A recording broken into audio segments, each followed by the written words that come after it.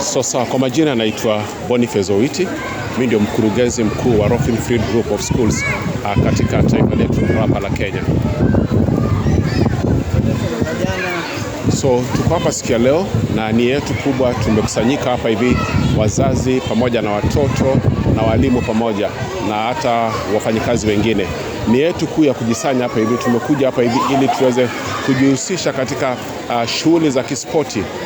Na nia yetu kubwa kwamba ile pesa ambayo tutachanga siku ya leo tutaitumia kusaidia watoto ambao katika wodi katika hospitali ya Msambweni, ili tuweze kuwasaidia waweze kupata zile vifaa vya kutumia katika hospitali.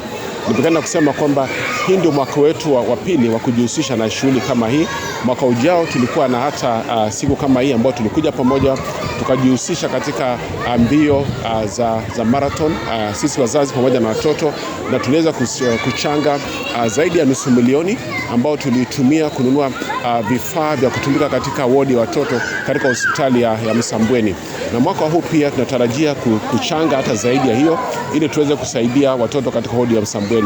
Ningependa kusema kwamba sisi kama shule, kwa sababu kwa mara mingi tunajihusisha na watoto, na hiyo ndio area ambayo tunatumia sana ya kuweza kusaidia watoto katika group of schools.